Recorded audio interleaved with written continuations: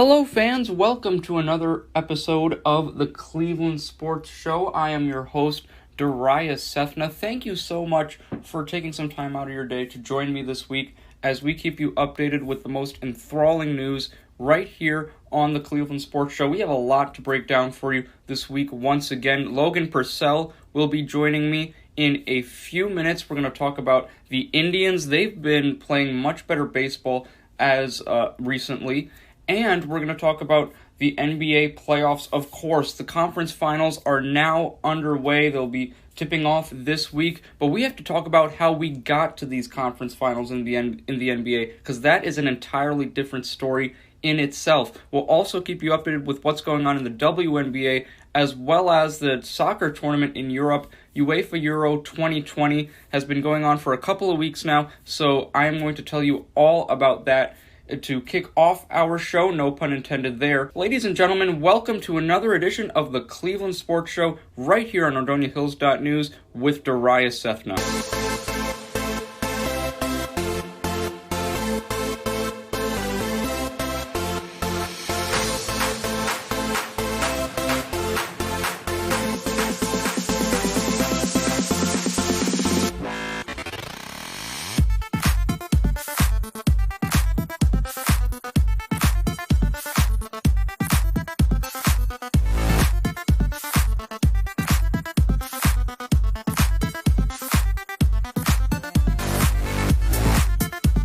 Ladies and gentlemen, this is Darius Sethna of NordoniaHills.news, and the Cleveland Sports Show starts right now. Hello, ladies and gentlemen, welcome to another edition of the Cleveland Sports Show. I am your host, Darius Sethna. Thank you so much for taking a listen to our episode this week. Hopefully all of you guys had a wonderful Father's Day weekend. The weather was kind of on and off, but for the most part, it was pretty sunny around here in the Macedonia area in Nordonia Hills. So I hope your Father's Day was terrific. And we're going to get you kicked off with your sports fact of the day. Now today is June 21st, 2021, and we have an Indians-related sports fact for you today. On this day, back in 1946, Bill Veeck buys the Cleveland Indians for $2.2 million.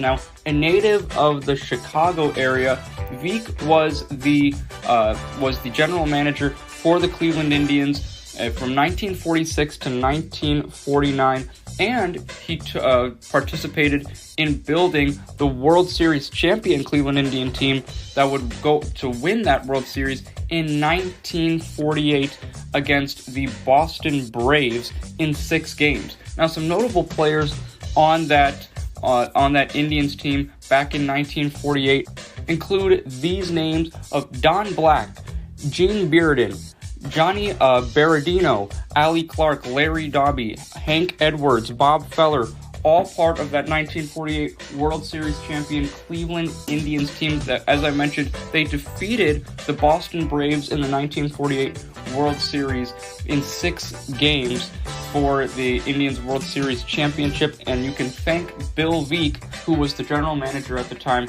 building that squad. Now, Veeck would sell the Indians, as I mentioned, in 1949, and then he bought the St. Louis Browns 2 years later in 1951. So that is your sports fact of the day, ladies and gentlemen. On this day, back in 1946, Bill Veeck takes control of the Cleveland Indians and does a phenomenal job building the roster that would win the 1948 World Series championship. And looking in soccer news this week here on the Cleveland Sports Show, we continue our tournament. The Euro 2020 would have happened last summer, but obviously with COVID, it was moved to this summer, and it has been a terrific tournament thus far. Current matches that are actually going on right now. Ukraine and Austria are going into halftime right now. It looks like Austria will be taking a 1-0 lead over Ukraine, and the same can be said with the Netherlands and North Macedonia. Right now, the Netherlands with a 1-0 lead over North Macedonia as we go into the half. The standings right now with all the groups in the UEFA Euro 2020 tournament, as I mentioned, there are a total of six groups in UEFA Euro 2020, 4 teams each. And right now, Italy in Group A have the lead in the standings. They have 3 matches played, 9 points, all 3 wins for the Italians to get them that first seed in Group A. The second seed, Wales, have 4 points thanks to 1 draw, 1 draw, 1 loss, and 1 win. Additionally, in Group B, Belgium have taken command of that group with 6 points on the board thus far. 2 wins for Belgium out of the 3 thus far. Remember, a win for a team gets them 3 points. A draw is 1 point for each team, and then the losing team will receive 0 points.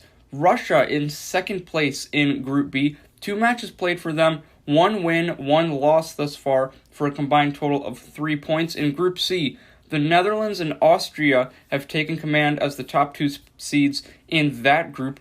As of right now, the Netherlands are in first place. If they win their matchup today, which I was talking to you about against North Macedonia, then they will receive another 3 points and have 9 points on the board in the group stage. And for Austria, in their case, they are also winning their matchup against the Ukraine, and if they win, they will get that second place seeding. Each of those 2 teams, if they win, will receive 9 points. 9 points is the maximum number of points you can get at this stage. You have 3 group stage games, and if you have 3 wins, 3 times 3, with those 3 points, 9 total points for you if you win all your 3 games in the group stage.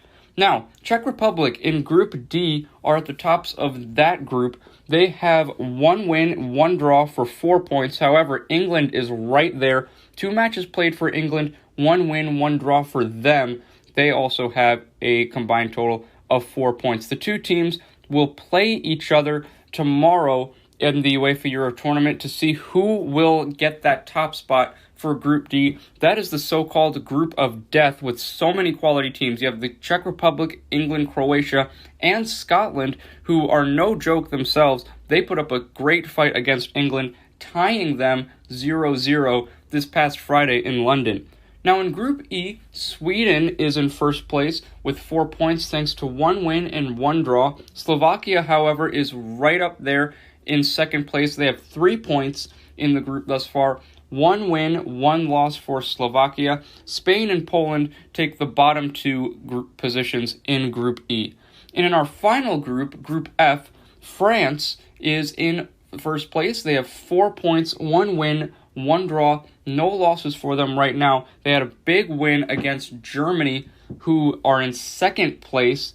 And Germany, 2 matches played for them. They did lose their opening match in the tournament against France. This is the first time that Germany has ever lost an opening game at the UEFA Euro Championships.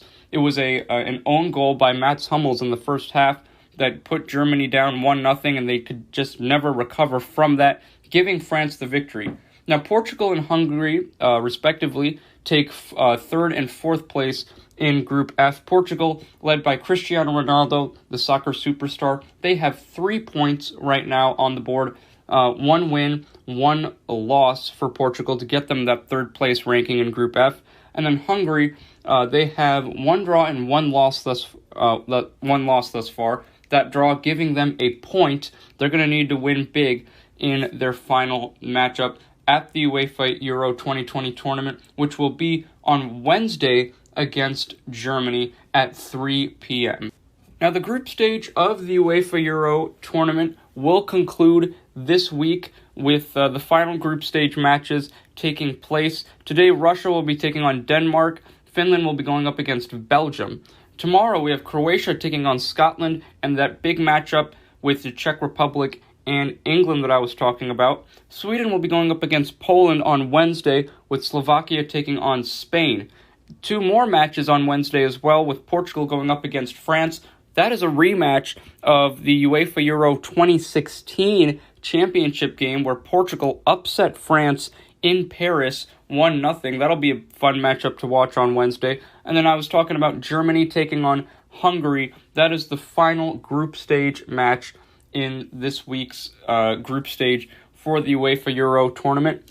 The round of 16, which is now the official knockout round, you have one game will decide who moves on to that next round. So round of 16, the knockout stage, begins this upcoming Saturday, June 26th. We already have a few teams who have been placed in the knockout stages based on their quality record in the group stage. Wales, Italy, and the Netherlands, right now the only three teams in the UEFA Euro Championship that have secured a place in the knockout tournament are Wales, Italy, and the Netherlands. So they will be waiting for their opponents. As I mentioned, Saturday, June 26th at 12 p.m.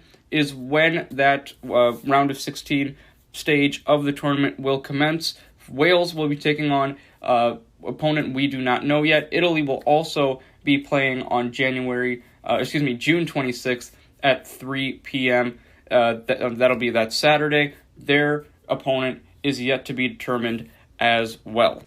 The top goal scorers in the UEFA Euro 2020 tournament include Cristiano Ronaldo of Portugal. He has 3 goals in the tournament thus far. Patrick Schick of the Czech Republic is tied for first place as well with 3 goals. Andrei Yarmolenko of the Ukraine with 2 goals, as well as Ciro Immobile of Italy also with 2 goals. Lots of players with 2 goals in the tournament thus far. Also include Romelu Lukaku of Belgium and Xherdan Shaqiri of Switzerland. But right now, Cristiano Ronaldo and Patrick Schick, respectively of Portugal and the Czech Republic, tied for first place, each of those 2 players with 3 goals in the tournament thus far, hopefully looking to carry their teams to that second round. Both Portugal and Czech Republic very much still in the mix of things in the Euro 2020 tournament. And that concludes Soccer Week for you on the Cleveland Sports Show for this latest episode. Now, Logan Purcell is with me on the show right now. We're going to break down these NBA playoffs because, Logan, how about crazy results? This weekend, I don't think I've ever been more stressed from what I saw. These were some insane matchups we saw. We're going to talk about the conference finals in a little bit and give our predictions and everything that happened, because we did have a game in the conference finals that happened yesterday. But I want to talk about these semifinal matchups and what got us here to these conference finals. First off, Logan, let's talk about the series that ended the fastest with the Suns and the Denver Nuggets. And this was during the time when Nikola Jokic had just won the MVP a couple weeks ago. The Nuggets get blown out in Game 2. We were thinking, Logan, maybe Suns in 5 or even 6, depending on how well Denver played. But I did not expect Denver to get swept by the Phoenix Suns. That was absolutely unbelievable. The Suns, first off in Game 3, in Denver, the altitude had no effect on them in their performance. They jumped out to an early 10-point lead in the first quarter. They outscored Denver 31-21 in the third quarter, and they won Game 3 116-102. Denver then basically down 3-0. We're just trying to fight and get this series back to Phoenix.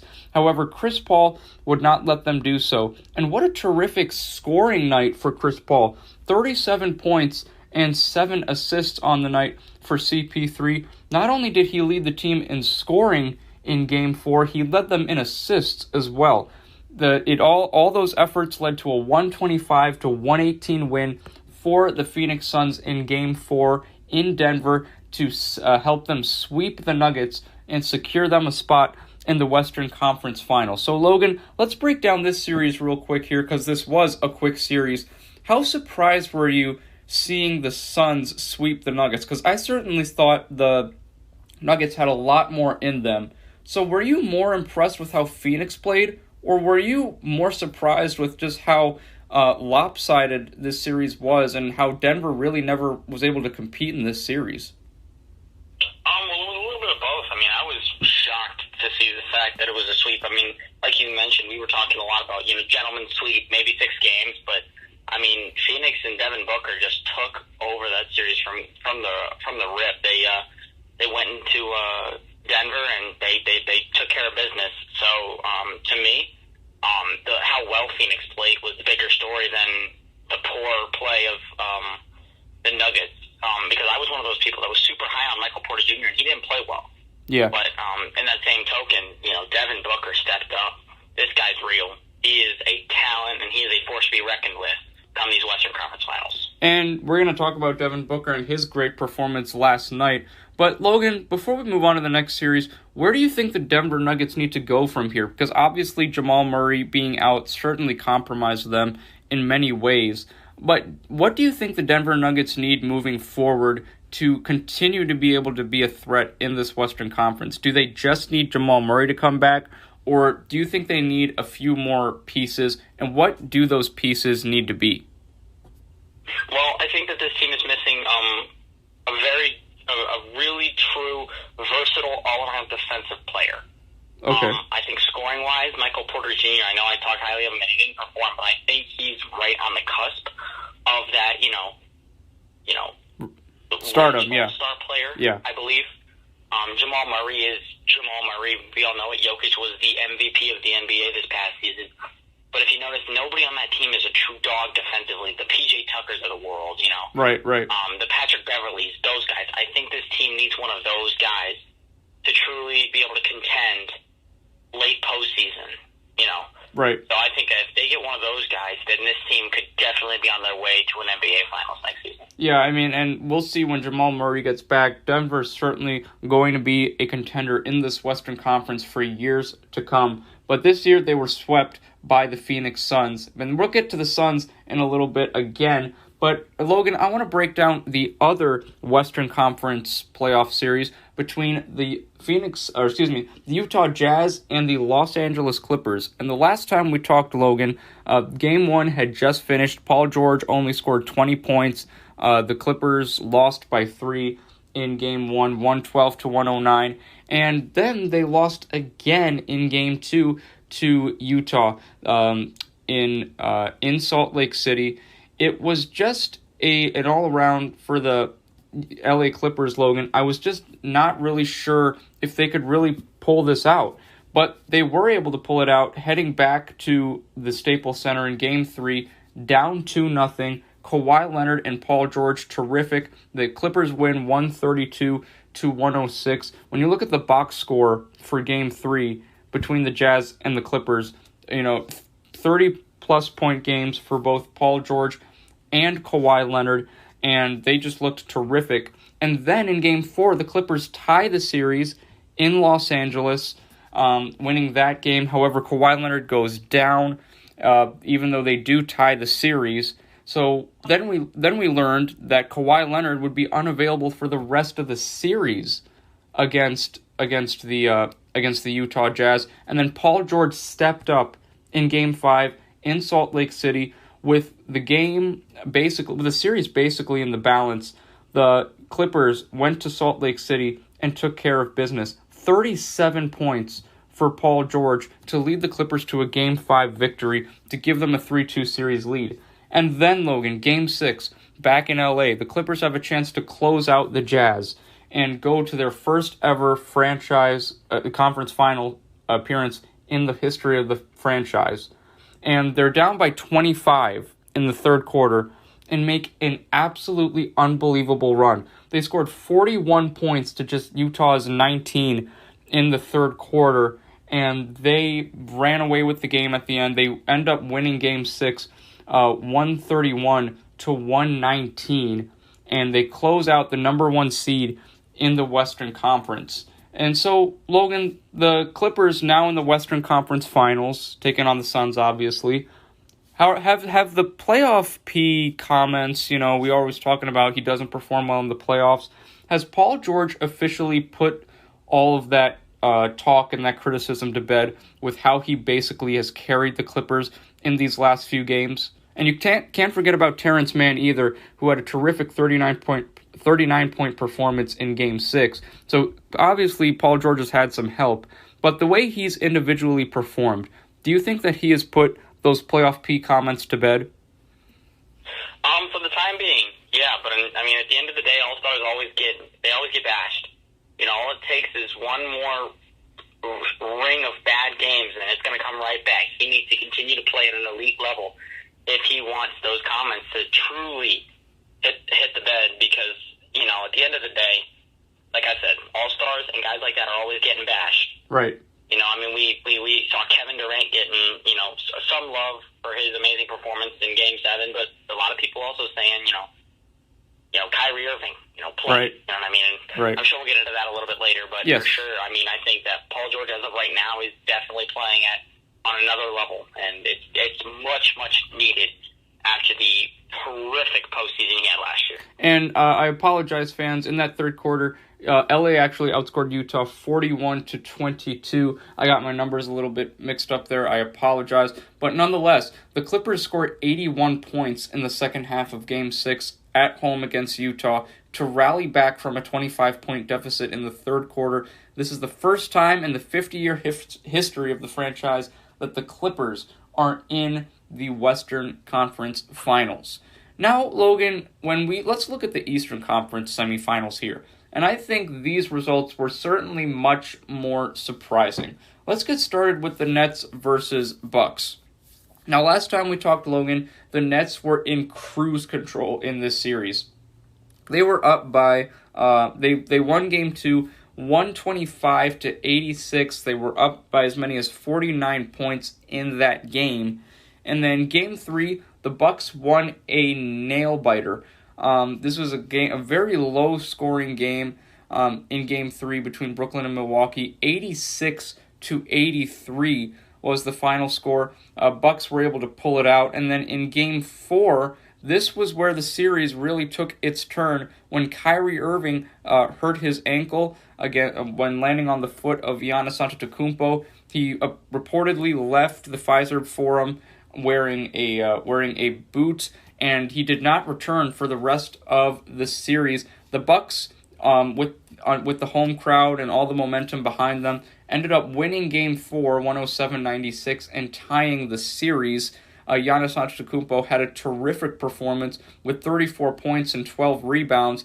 But then, a lot of people were thinking, could the Nets, with two of the next three games being in Brooklyn, still pull this one out?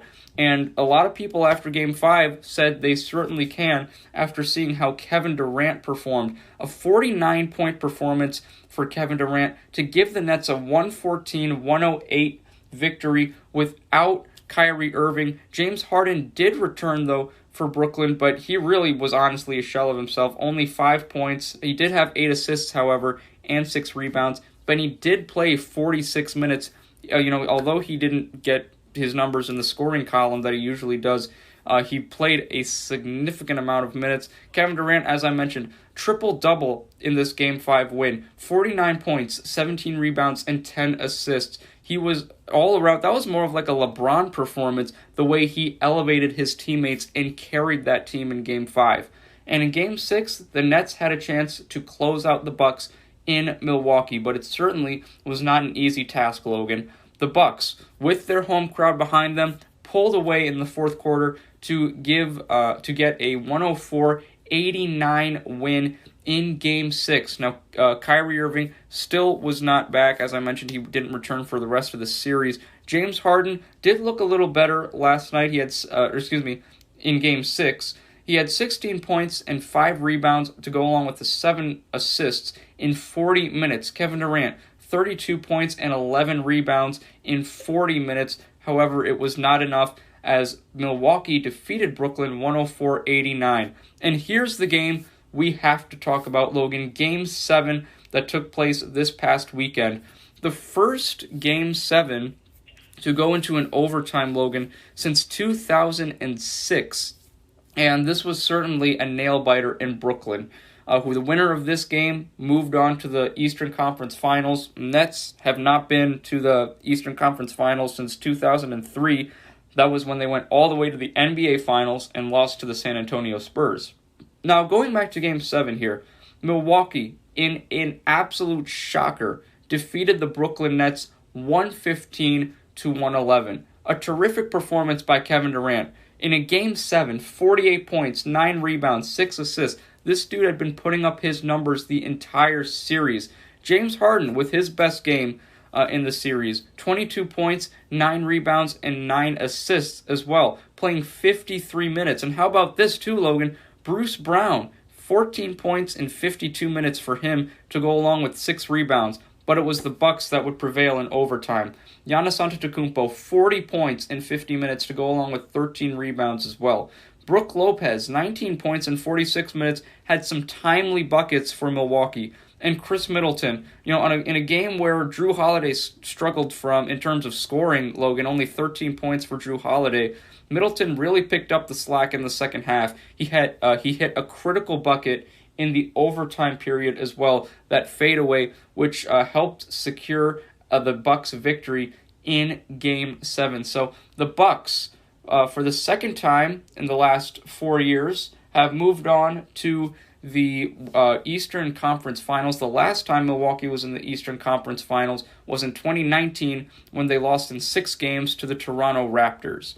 Now, Logan, I'll hand it over to you now. Lots to talk about in so many different ways you can break down this series. If Kyrie Irving was not injured, I would assume, and think most of America would assume, that the Nets are winning this series. But you also look at a guy like Joe Harris, who we were saying, or a lot of people were saying, Logan, that this guy, even with the big three in Brooklyn, he was the best shooter on the Nets. And he was really, honestly, I couldn't find him in any of these games, Logan. He was not playing up to par at all. And, Kevin Durant was putting up his numbers. James Harden was getting better. But at the end of the day, they really didn't have a true guy that could defend Giannis. Because Kevin Durant can only do so much. He can't, you don't want him to expend all that energy on the defensive end when you're going to need him for a bucket on the offensive end. So, Logan, what do you see being the main reason the Nets were not able to close out this series against Milwaukee? And what did the Bucks do that impressed you in this 7-game series against the Brooklyn Nets?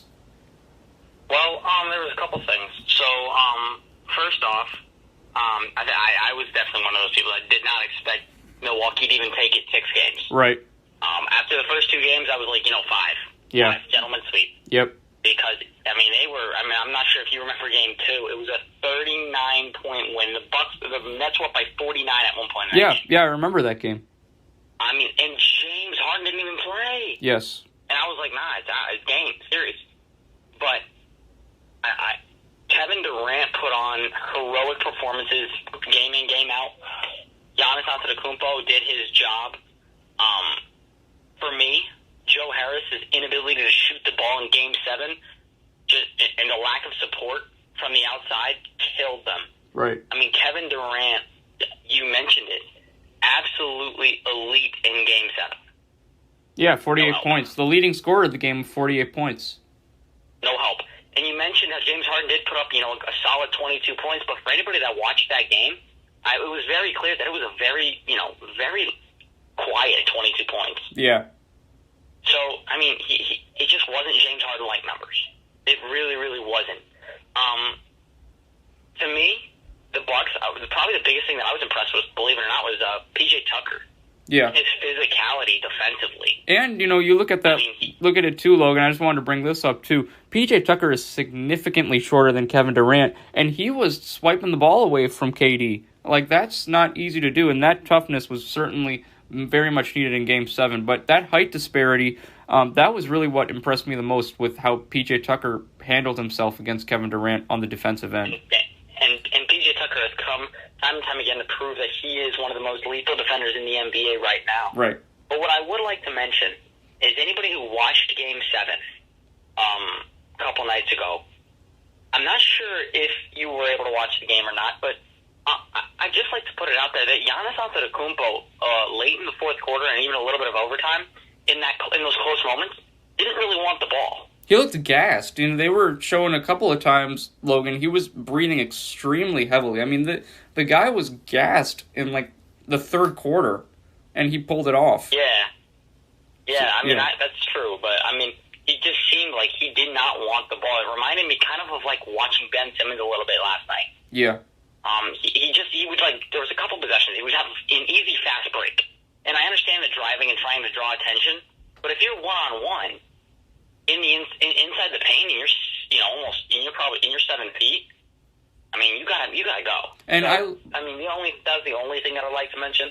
So if you want to mention, when it comes to endurance, the only thing I have to say about that is conditioning. But I get hands down a lot of credit to the Bucks for taking out the superpower that is the Brooklyn Nets. But Kyrie Irving needs to play basketball. I don't care how hurt you are. Suit up. Yeah, and suit up. If you need to come out and take a single shot at the end of the game, and I don't think anybody else besides Kevin Durant has a better chance to make that shot. You're right. And even if it's just a decoy, kind of like Alabama did in the national championship with Jalen Waddle. If you wanted to do something like that, right. Yeah. I don't know why he didn't even bother shooting up. Well, do you think that was just a mess to me? Yeah, and I obviously I'm not a doctor. I'm not looking into going into the medical field, so I don't really know how severe the ankle injury was. But going back to your point about Giannis, Logan, I wanted to talk about this. Do you think Giannis didn't want the ball particularly in the fourth quarter, and when you were talking about it? I think about 2 words: free throws. Giannis is, let's be honest, he's an awful free throw shooter. He's not reliable at all. Now, he hit some critical free throws down the stretch in Game 7, but, it got to a point, he's gotten 2 10-second violations this year for taking too long at the free throw line, and it got so bad that the Brooklyn Nets fans were literally counting for him, to the 10 seconds. Now, obviously, the refs didn't play into that at all, but, I mean, that has to play a part as to why Giannis didn't want the ball, which can also be said about Ben Simmons, is because these guys can't hit their free throws late in the game. That's why you want a guy like Chris Middleton or Drew Holiday with the ball in late game situations. So that's my thoughts. So the free throw shooting, is that a reason? And to me, that's one of the exact reasons that when people are like, "Oh yeah, Giannis is no doubt top 5 in the NBA," which it could be. Definitely he could be. But the problem is if I can't have him in the game and trust him to take good shots and knock them down when it matters most, how do I put you top 5? Right. Because let me tell you this much: if I was to put Kyrie, not that Kyrie's top 5, I'm just giving an example. I can put Kyrie in with 2 minutes to go. Yeah, he's a reliable free throw shooter. Yeah. I could put Jokic in with 2 minutes to go. I could put Embiid in with 2 minutes to go. Frankly, I would rate most of those guys over Giannis. I would rate 3 out of 4 of those guys over Giannis right now. Yeah. And that's the problem that I have with, Giannis carrying the Bucks. Don't get me wrong, he had 40 points.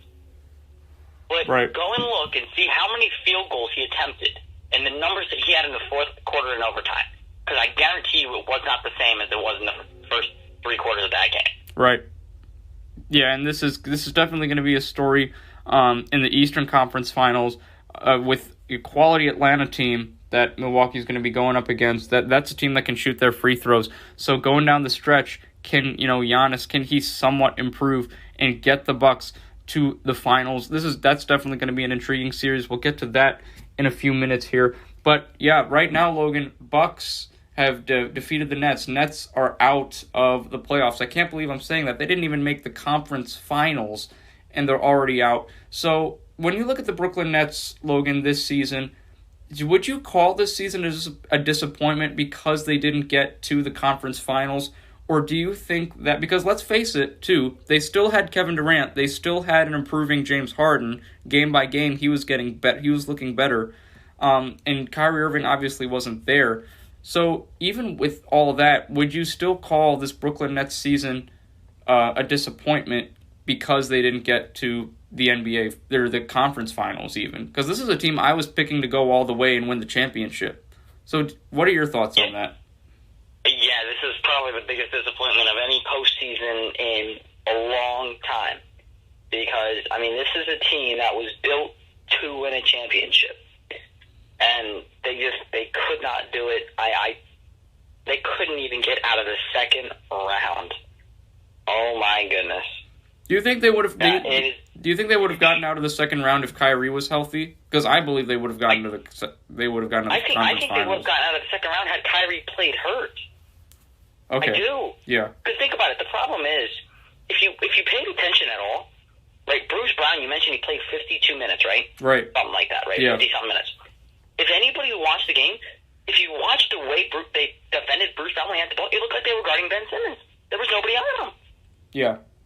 And I'm like, you're a 6'4" forward. And you can they're shoot. guarding you like you're 6'10" Ben Simmons. Are you serious? Yeah. Now imagine if that's Kyrie Irving. Not only are you having to guard him, you might have to double him. Because, I mean, even hurt Kyrie can hit a wide-open three. Yeah. So there's a different type of respect there, not to mention. That way, Kevin Durant isn't doubled in every single possession. I mean, if you think about it, they knew everybody. Everybody and their mom knew where the ball was going in overtime. Right. Everybody. Yeah. So, I mean, even like I said earlier, even if they use him as a decoy, I think they win that game. Yeah. I really, really do. I mean, I would definitely say this season is a disappointment as well, just with all the hype that was going into it. And, Kevin Durant was healthy for the series. James Harden was getting better. Those are probably the two top players of Brooklyn's Big Three. And, Joe Harris, let's be honest, didn't show up for those last couple of games in this series. So you got to look, the Jeff Green, is he going to be back? Because he was an integral part to the bench for Brooklyn. He had 27 points in Game 5, and he was a great, reliable starter for them when Steve Nash needed to insert him in that starting lineup. So we'll see where the Nets go from here. Definitely, I think health also played a big part in this series, just like it did with the Lakers series against the Suns in the first round.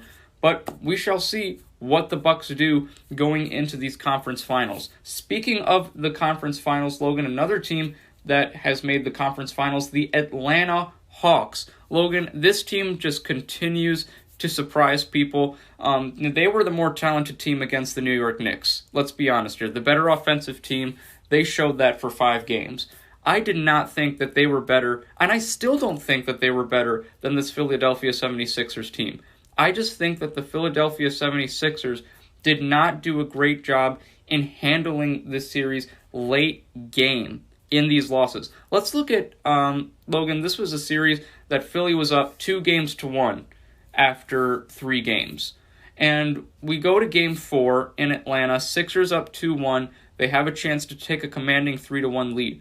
Logan, they were up 63-49 at halftime of Game 4, but then the Hawks have a terrific third quarter. They outscore Philly 31-20 in the third quarter, and then 23-18 in the fourth quarter to win Game 4 by 3 points. Philadelphia was up 7 very late in the game and basically blew it. They were up 98-94, and the Hawks went on a 7-0 run. So the Sixers blew that game 4, but I wasn't super concerned because it was a road game. The Hawks had to get that game. It was a more important game for Atlanta than it was for Philadelphia, and because 2 of the next 3 games in the series were going to be played at Wells Fargo Center, I shrugged it off. No worries there. And I was correct in Game 5 as well, thinking that the Sixers were going to take care of business on their home court.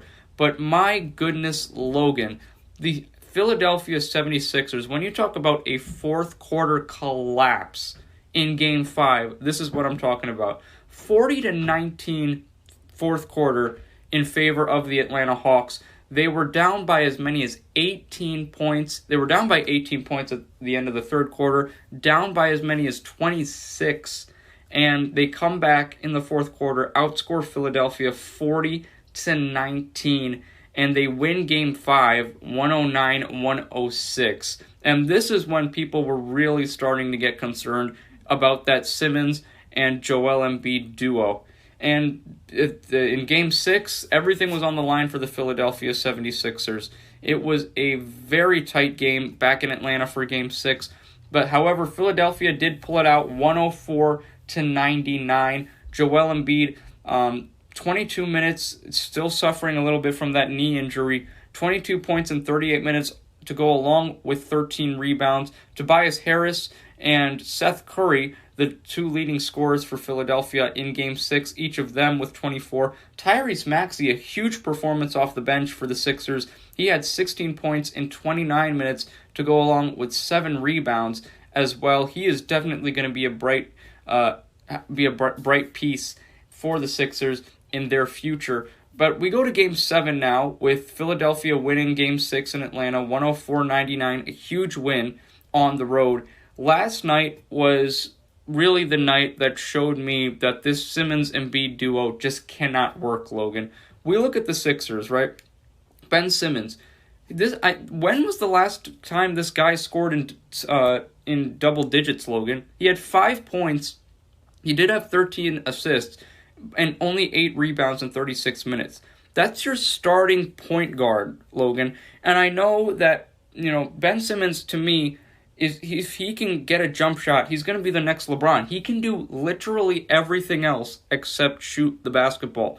And this is another guy who doesn't want the ball in late game situations. There was a play last night in Game 7, Logan, where Ben Simmons had a wide open dunk, and he passed it off to Matisse Thybulle, who was fouled, and he only hit 1 of 2 free throws.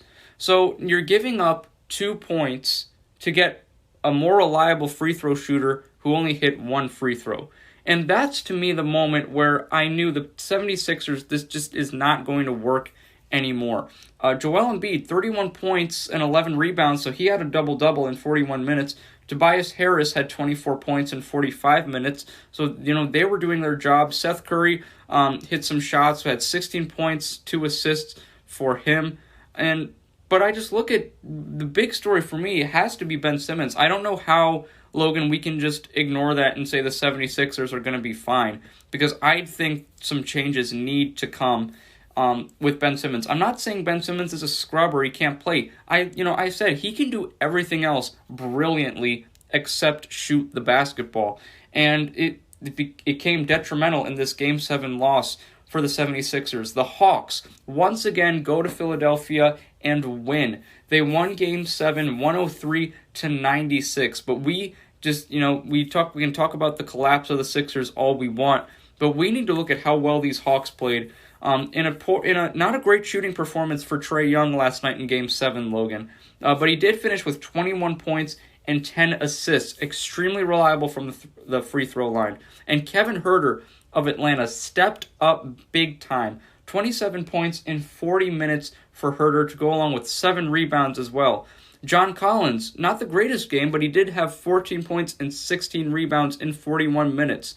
You look at guys like Danilo Gallinari hitting tough shot after tough shot, Logan. 17 points in 30 minutes. Lou Williams, although he only had 6 points last night, he was critical in Atlanta's Game 5 comeback win this last week. Lou Williams in that game with 15 points in 23 minutes. So he's been a very steady piece coming off that Atlanta bench. We knew he was going to bring that to this team. The Atlanta native Lou Williams had a terrific series against the Hawks, just from a leadership and a scoring standpoint as well, to me. So the Hawks take this series in 7 games, Logan. This is the first time, Logan, the Utah Jazz were the 1 seed in the West. The Philadelphia 76ers, the 1 seed in the East this year. This is the first time, Logan, we're going to have a conference finals without at least one number 1 seed since 1994. And that's pretty crazy to believe, but this has certainly been a year in the NBA where nothing is guaranteed. So last series to talk about here, Logan, between the Hawks and the 76ers. What really was your key takeaway of the game, or the series? Because for me, it was Ben Simmons, and something needs to be done about this, because the Sixers are not going to win this way, and that's what they showed me last night in this series as well. So what was your key takeaway from the Hawks beating the Sixers in 7 games? Yeah, I agree with about 95% of what you said. Personally, I think you were being a little bit nice when you were talking about Ben Simmons, I'm not going to lie. When it comes to, I agree with the fact that he could do pretty much everything offensively, but to a degree, I would say that is probably the biggest offensive scoring joke of a player I've ever seen. One of them. Good Lord. He's honest to God scared to shoot the ball. Yeah. Just terrified.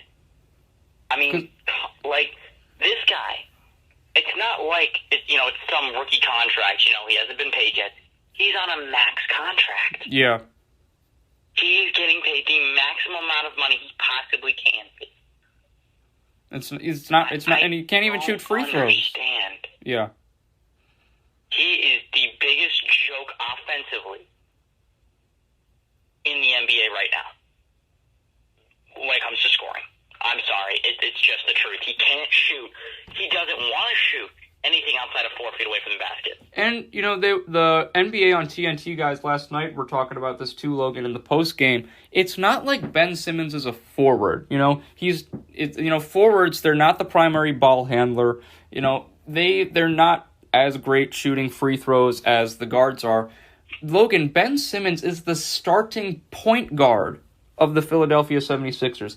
When have you ever heard of a starting point guard, Logan, shoot, like, what was it, like 33% from the free throw line? When is that ever happened? I don't think that's ever happened.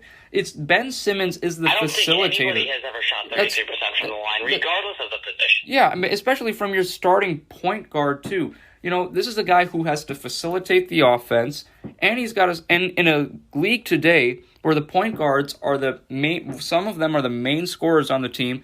They have to be the best free throw shooters on the team. I mean, look at Trae Young. So, I mean, how does this happen, Logan? Should Ben Simmons, do you play him off the ball, and maybe Tobias Harris plays point if you keep him there in Philadelphia? I think you have to trade Ben Simmons, to be quite honest with you. And I think you can get assets for him. But, I mean, this is just unbelievable to me. So, in your eyes, Logan, if you're Elton Brand, the GM of the Philadelphia 76ers, if you're Daryl Morey, what do you do in this situation? Because I can't blame Doc Rivers for losing this series. He could have made better adjustments, now that he looks back at this series. But he, to me, is not to blame. He does not get as much blame as he did last year for that Clippers collapse. To me, the blame has to go on Ben Simmons. So if you're... Yeah, no, I agree. Yeah, I agree 100%. But the problem is, who in the world is going to take that contract? Who's going to give him 4 years, max contract? Who's going to do that? Right. For 4 years, remember that. 4 years. It's not like it's 2 years left. Yeah. It's got 4 years of paying this guy the maximum amount of money. Yeah. No one else is going to take that contract. And you want to talk about assets? Right. Who are you going to gain that's going to put you back in contention? I mean, don't get me wrong. Yeah. Because don't get me wrong. Embiid's a great player. Tobias Harris, I'm really high on him. He's a great defender. But they're nowhere near contending. Right. They're not that franchise player. Right. To me, they still need a second true scorer. Yeah. And it's not like you're going to go out and get De'Aaron Fox or something, because that's not happening. Right. They're not going to. There's no way they do that. I think you the maximum, and this sounds awful, but it's the truth. The maximum you're probably going to get is a Lou Williams level player. Honestly, an inconsistent scorer. That's about the best you're going to get. Yeah, because I mean, you're talking about an unbelievable amount of money. Yeah. For a subpar offensive player. What do you think the Sixers need to do with Ben Simmons? Like, how do they fix this shooting problem? Because this isn't if they can't trade anyone for him, how do they internally fix this? I don't know. The problem is, it is partially because he can't shoot, but it's also partially mental. I mean, let me tell you, he's one of those guys that the kid in rec ball who everybody knows sucks, and that one kid is like, oh yeah, I'll guard him. That's the NBA right now. Danilo Gallinari last night, I'll guard Ben Simmons. I got it, and he's standing in the paint. There was a point in the series, Logan, where the Hawks were literally fouling Ben Simmons in the backcourt so he could go shoot free throws. The Hack of Simmons thing, that actually happened. They pulled him with 5 minutes to go. They can't even play him. Yeah. They cannot even play him anymore. Yeah. I don't know how you implement that onto your team. You cannot implement that. Right. It really, I don't even know, like... And I don't want to sound crazy, but maybe the bench is the best way to implement him, because he can't start. You can't do that. Yeah. You cannot start, because you can't have him start and not have him finish. He'll certainly be the highest paid bench player, I think, in NBA history, if that's going to be the case, Logan. Yeah, by about $30 million. Yeah. I have no idea how in the world you implement a 6'10" point guard, ball handle skills, a fantastic defender who is afraid to shoot the basketball like he's still in middle school. Yeah. And, we'll see what the Sixers do this offseason, what changes they make in terms of the roster. As you mentioned, Logan, it's going to be hard to move around Simmons with that contract, but we'll see what happens. But the Atlanta Hawks, Logan, let's talk about them for a little bit. How surprised are you with this team? And this is a team who are, they didn't have DeAndre Hunter for this series. They don't have Cam Reddish, who I think is going to be a quality player in this league for quite a few years. So this was a team that was injured, and it was really that next man up mentality. Trae Young did not have a great game. When you look at Trae Young's overall stats for last night's game, and you didn't watch the game, you're probably thinking, oh yeah, Hawks didn't win. But Kevin Huerter stepped up. John Collins had a double-double. Danilo Gallinari has been hitting tough shots this entire postseason. So how impressed are you with the Hawks and what they've been able to do to get to the conference finals? This is the second time in their history in Atlanta the Hawks have gone to the conference finals. Last time they went was 6 years ago in 2015 when they were swept by our hometown Cleveland Cavs. But this year, it's a different vibe. It's a much younger team. How impressed have you been with this Atlanta team? Honestly, this might sound really weird, but watching them, I don't understand how they win games. Yeah. I really don't. They just seem super unseasoned, and frankly, they don't impress me. It's not like one of those, everybody's moving, and it's a well-operating machine. You know what I mean? Yeah. They're obviously well-coached, but, from a, technicality standpoint, they just don't impress me. Yeah, they do seem, I will admit, they do seem a little, unorganized in some offensive sets, to be quite honest. Yeah. But they find a way to win. Yeah. And in this league, that's all you need to do. Right. So, frankly, they don't impress me that much, but all that matters, they find a way to win. And this team, who, if I remember correctly, we compared to the Cleveland Cavaliers in the preseason. Yeah, you said that last week, too. Are in the Eastern Conference Finals, and they just took out, minus the Nets, they just took out what I believe to be the next best contender in the NBA. So, hands down, all credit goes to the Hawks. I mean, there's not much else to say. Yeah, really isn't. This is going to be an interesting series between the Hawks and the Bucks. The conference finals of the NBA now beginning this week. So now that we're in the conference finals, Logan, let's go back to the Western Conference here. And we did have one game that already happened in the Western Conference Finals yesterday afternoon. Game 1 in Phoenix between the Suns and the Clippers. Suns took Game 1 of the Western Conference Finals against Paul George and the Kawhi-less LA Clippers. Terrence Mann did not have another epic performance as he did in Game 6. Only 9 points in 27 minutes for him. But Paul George and Reggie Jackson, they were the only two players who scored over 11 points. Paul George had 34 points in 39 minutes. Reggie Jackson also played 39 minutes. He had 24 points. So this is a game where, and DeMarcus Cousins, let's be honest, he had his best game of the postseason. It's certainly his best game as a Clipper in Game 1 against the Phoenix Suns. But to me, last night's game was all about Devin Booker. 40 points, 13 rebounds, 11 assists. Where Chris Paul, who unfortunately was placed in COVID protocol this week after that sweep against the Nuggets, Chris Paul was out indefinitely. He still is out indefinitely under COVID protocol and all the procedures associated with that. So he did not play yesterday in Game 1. And the second banana, Devin Booker, who is proving that he is no second banana.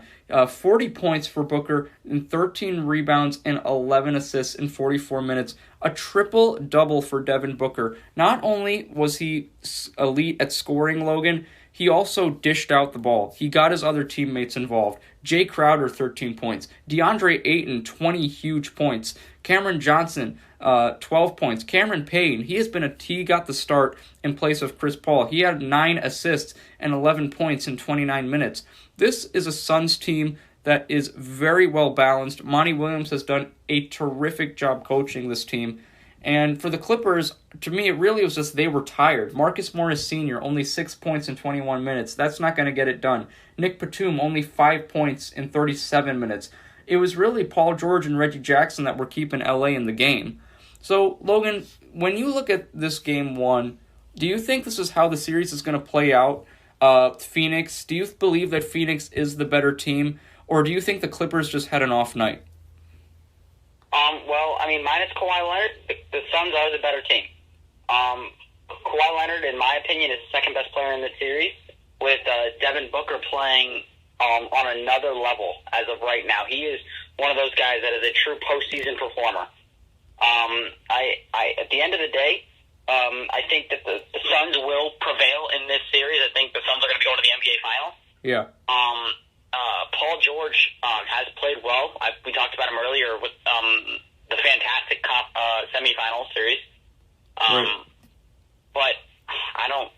It's going to be a very interesting rest of this series. It really is. I think there's going to have to be some stepping up to do. You mentioned it. Their role players just aren't stepping up right now. Nicholas Batum isn't doing his job. Guys like that. But the problem is this isn't a deep team. It's not a team that has a lot of depth. A lot of their depth guys have become starters. Reggie Jackson. Rajon Rondo will have to continue to play at his former last year Laker level that they signed him for. And if he doesn't, they're going to have an exit in these Western Conference Finals. Yeah, and do you think, though, the reason those role players may not have stepped up is because they had to take so much energy to win that Game 6 against Utah in the previous round, because they only got a day of rest in between that Game 6 and yesterday's game. So do you think that you can blame mostly fatigue on the reason that these Clippers players didn't step up in Game 1? Well, I mean, right now, I can't really answer that question because I haven't seen Game 2. Yeah.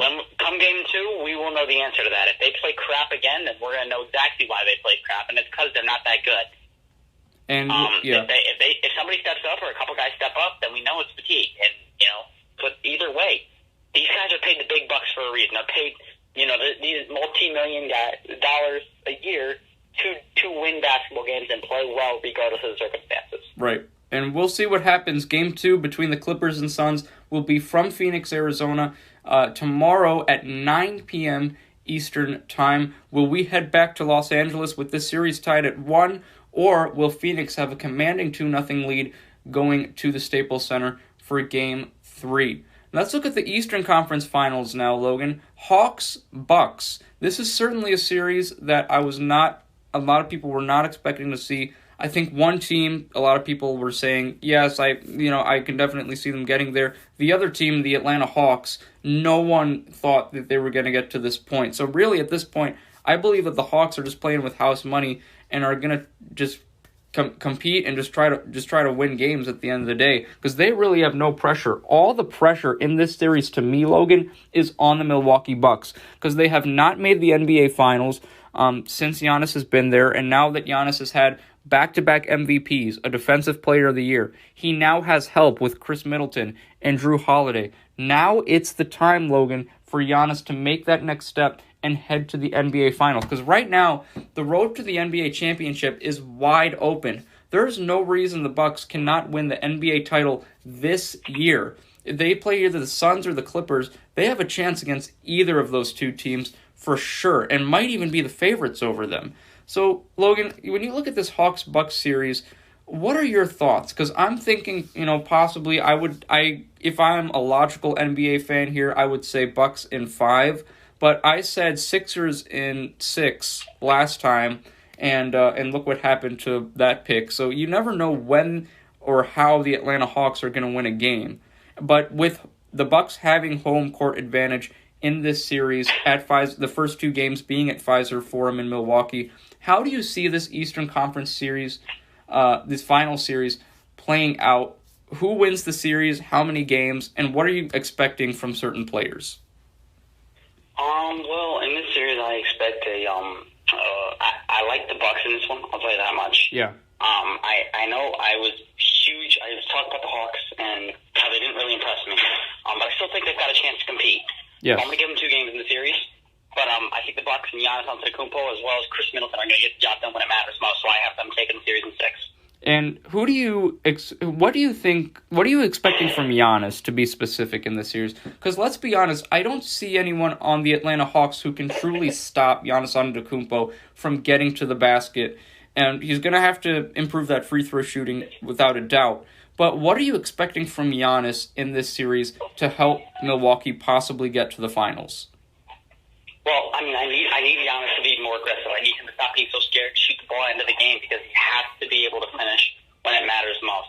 So Giannis needs to be aggressive and get his job done as a leader of this Bucks team. Yes, this is going to be certainly a great series. Trae Young and the Atlanta Hawks going up against Giannis Antetokounmpo and the Milwaukee Bucks. Game 1 of the Eastern Conference Finals will be this upcoming Wednesday, June 23rd at 8:30.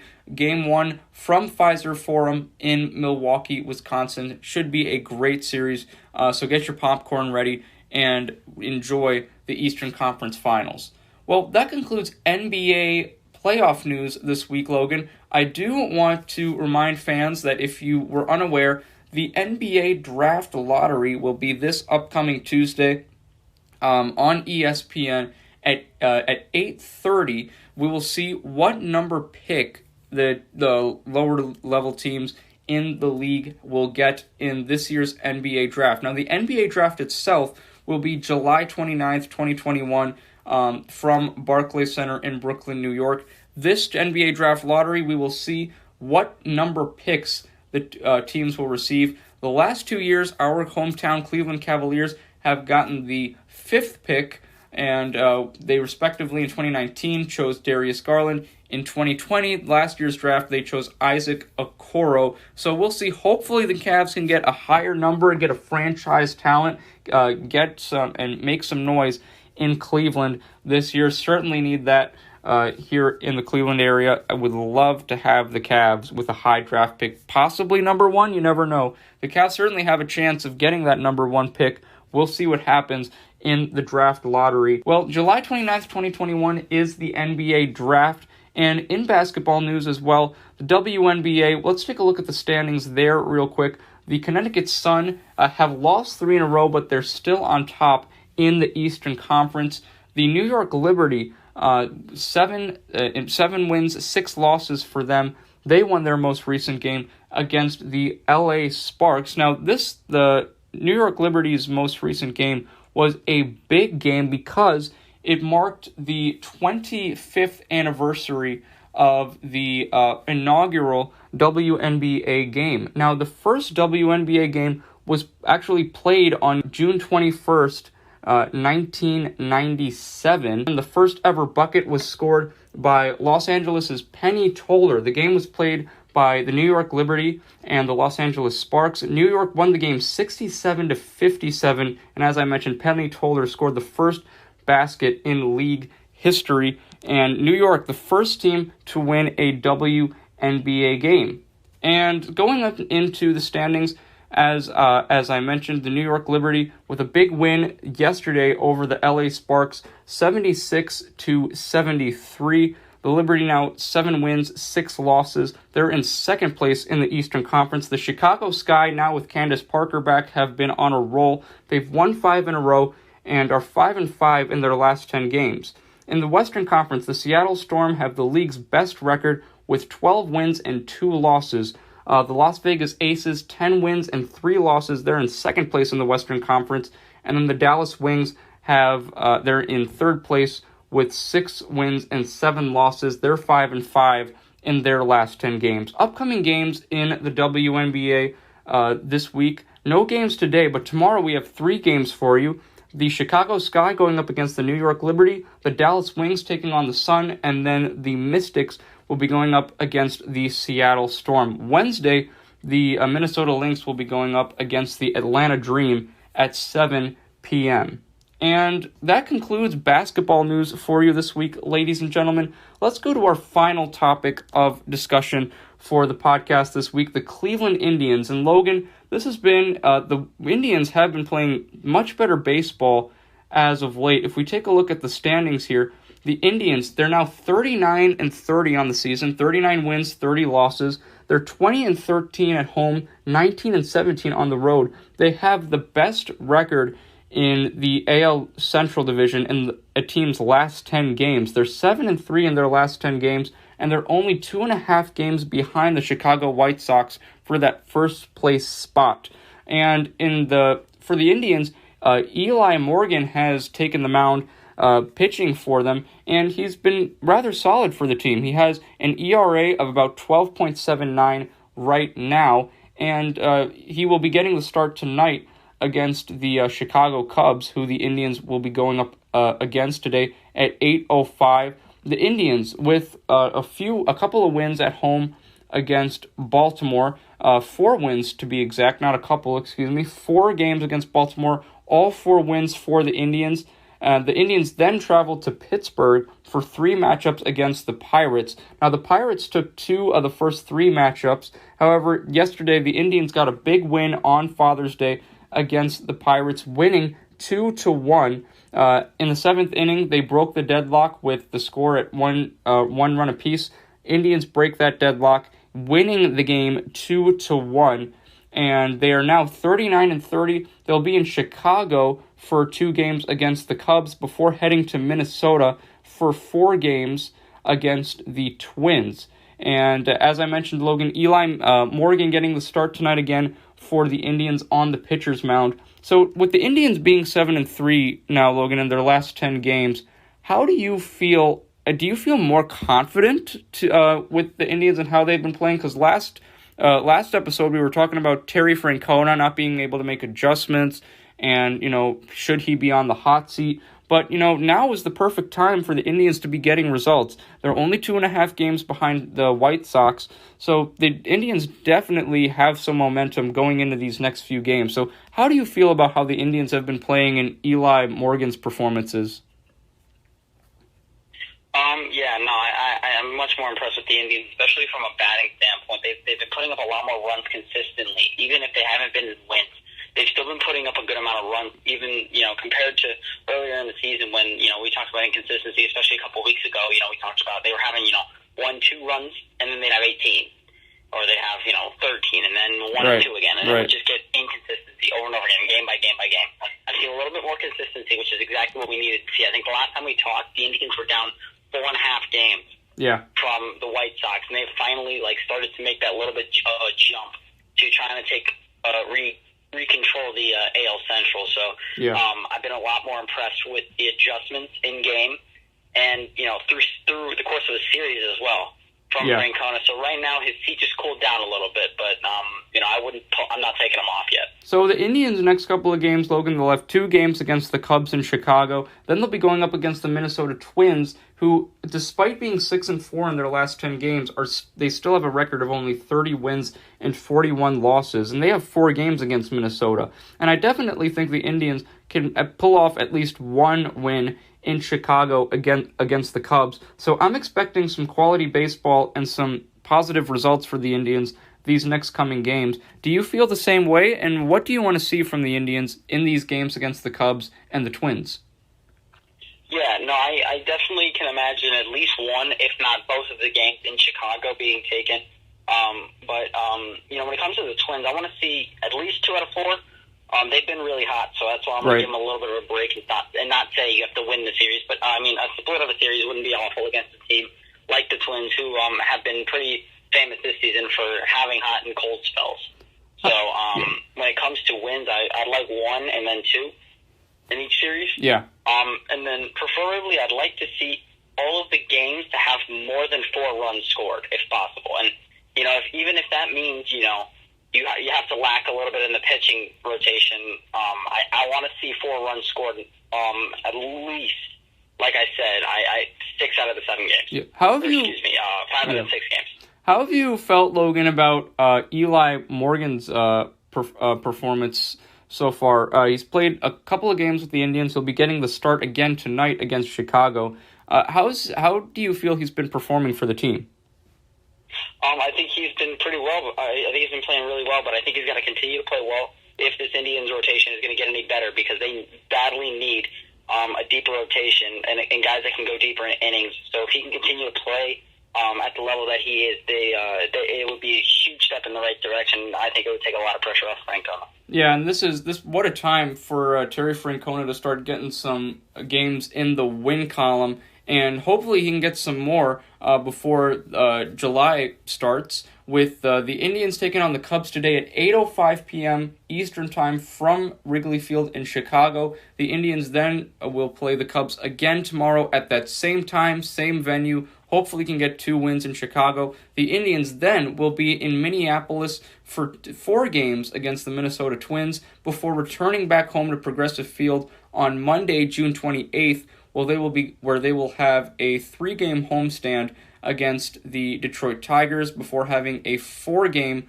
home series against the Houston Astros. That's how the Indians will start July with those matchups against Houston. Well, Logan, thank you so much for joining me this week. I really appreciate having you on the show every week. Your analysis, once again, terrific. I had a great time discussing the NBA playoffs with you. We'll see what pick the Cavs get in the draft lottery. We'll talk about that for a little bit next week as well. We'll also keep breaking down the conference finals, since those will be getting started this week. We'll also continue our talk with the Indians and see what's happening there. Logan, I really appreciate having you on the show again this week. Take care, and I'll see you next time. Yep, thank you for having me. It's always a pleasure. And ladies and gentlemen, that concludes our latest edition of the Cleveland Sports Show. Thank you so much for joining me for another action-packed episode. Really appreciate having you on the show again. And before we go, I would like to tell you where you can view more of my work for Nordonia Hills Media. So if you're on NordoniaHills.news, make sure that you go to the Contributors tab. That's right, I have my own section on the Nordonia Hills News website. If you go there, just go, as I mentioned, go to the Contributors tab. My name is one of the top listed. It's Darius Sethna, spelled Darius Sethna. Once you find my name, just click on it, and all of my work from Nordonia Media will be there for you to listen to. I have past podcasts of the Cleveland Sports Show for you to listen to. If you keep scrolling down, there are some articles as well as some play-by-play broadcasts I did for the Nordonia High School boys varsity basketball team. You're certainly going to want to take a listen and watch those. They had some thrilling games this year you're not going to want to miss out on. I am also on Twitter. That's right. Just head to my Nordonia Sports Twitter page where you can view all of my work there as well. I post links to articles, the podcast, the play-by-play games. They're all on my Twitter page for you to view. Just type in the Twitter search bar my name, once again spelled Darius Sethna, Darius Sethna, or you can type in my Twitter handle at Nordonia Sports, and you should be able to locate my Twitter page and find all of my work on there as well. I'm also very happy to say that the Cleveland Sports Show is on the Nordonia Hills News YouTube page. That's right, so if you're on YouTube, make sure you head to the Nordonia Hills News YouTube page, because all of my episodes to the Cleveland Sports Show can be found there as well. I'm also very happy and proud to announce once again that the Cleveland Sports Show is also on Spotify. That's right, no matter where you are in the world, you could even be in outer space. If you have access to Spotify in outer space, then guess what? You have access to the Cleveland Sports Show. Just type in my name in the Spotify search bar, Darius Sethna, spelled Darius Sethna. On that Spotify channel, all of my previous episodes to the podcast, all my audio recordings on there as well. In terms of audio recordings, I actually most recently did some interviews with a radio host in Akron, Christopher Dominic, who was my job shadow instructor this past May. So I went on live radio, talked with Chris a little bit about my aspirations as a broadcaster and other sports-related news. So make sure you check out my Spotify channel. When you can take the Cleveland Sports Show with you wherever you are. As long as you have Spotify, then you have the Cleveland Sports Show. Well, ladies and gentlemen, that concludes my most recent episode of the podcast. Once again, special thanks to Logan Purcell for all of his terrific work and analysis on another episode of the Cleveland Sports Show. Really enjoyed having him on. every week to talk and break down the latest updates with you and with myself as well. Ladies and gentlemen, until our next episode of the Cleveland Sports Show, have a terrific week. Hope you had a wonderful Father's Day. Enjoy the weather outside and take care. Thank you so much, ladies and gentlemen.